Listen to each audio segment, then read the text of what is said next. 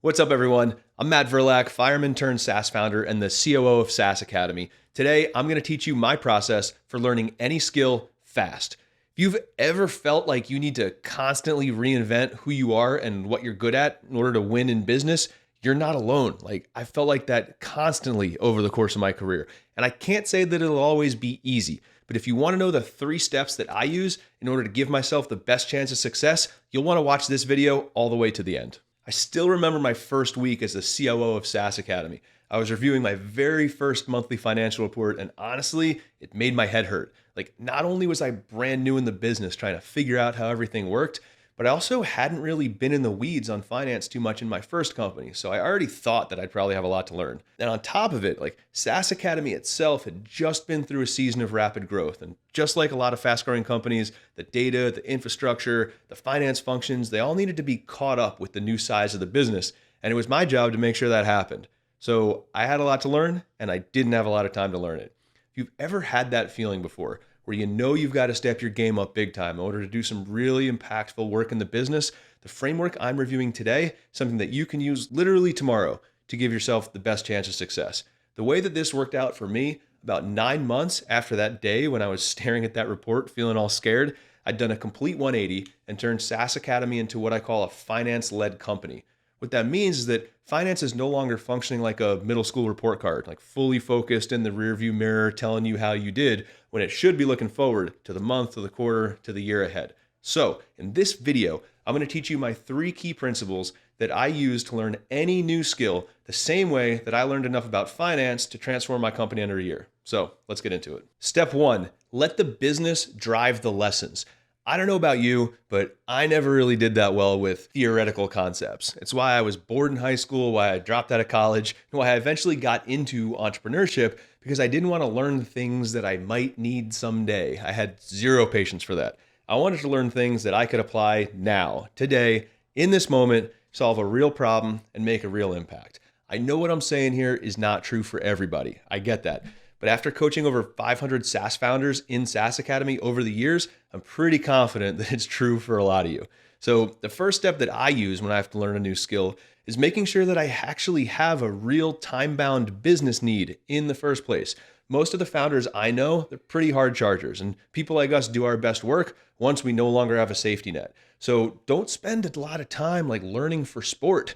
Right? Do your learning to solve real problems that have a timeline and a business outcome associated with them, and you'll inherently find your next gear when it comes to things like focus, motivation, and the ability to quickly put things into practice and get real-world feedback. Let the business show you what you need to learn next, and that's the thing you should focus on. Step 2, ask for advice and pay for answers. Assuming that you do have a real time-bound problem to solve, the School of Hard Knocks is a crappy place to learn how to solve it. It's not that you can't figure it out via trial and error. It's not about being smart enough. It's not about being tough enough. It's just that trial and error is slow, it's expensive, and it has a really big opportunity cost. Now, if you're running a recurring revenue business of any type, your whole company is literally one big math problem. But it's a math problem where the answer gets more valuable the sooner you get it. And here's what I mean. Every single skill you're learning in business is most likely tied to an outcome, and that outcome is most likely tied to growing the company. Right? It could be sales, marketing, retention, product stuff, even infrastructure work like finance and operations. It's all tied back to building a durable business that's not going to fall apart when it grows. So if the outcome's tied to growth, then the faster you get the outcome, the more you get to grow. The only thing better than getting 5 new customers 2 months from now is getting 5 new customers tomorrow. So you get it. Speed really matters. This is why my approach to learning anything always starts with asking for advice and paying for answers. I immediately hit my network and I try to find people who have solved the problem I'm up against already. It's crazy how many big problems in my world have been solved just by spending 10 minutes with someone who's already solved it. Just ask them how they did it and go try it that way. It'll probably work.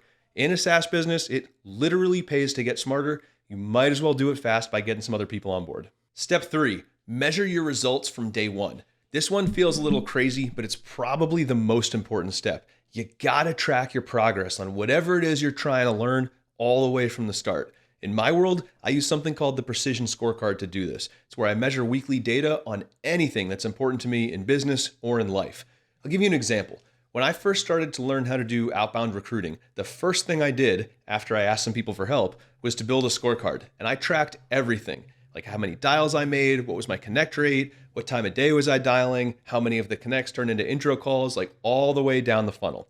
After the first week on the project, I had no results, and that was pretty predictable. But it wasn't because I was bad on the phone, it was because I didn't have a dialer set up that would actually allow me to get enough dials. I was picking up my cell phone and calling people. It was hitting like 18 dials an hour. And when I shared that number with the professional recruiter who I hired to help me, the first thing he told me was that I needed to be using a power dialer because I didn't even have enough attempts to know if I was good or bad. I wasn't going to talk to enough human beings in order to even build the skill in the first place. It's a great example of how the data can set you free. So build the processes, set some targets, track everything, and then work to improve it week over week. All right, so let's review. There's 3 simple principles that I employ when I need to learn a new skill, and they never miss. Number 1, let the business drive the lessons. I only learn the things that I need to learn in order to achieve a goal. When I have a compelling reason and a time deadline that I can't shift, the learning launches into overdrive.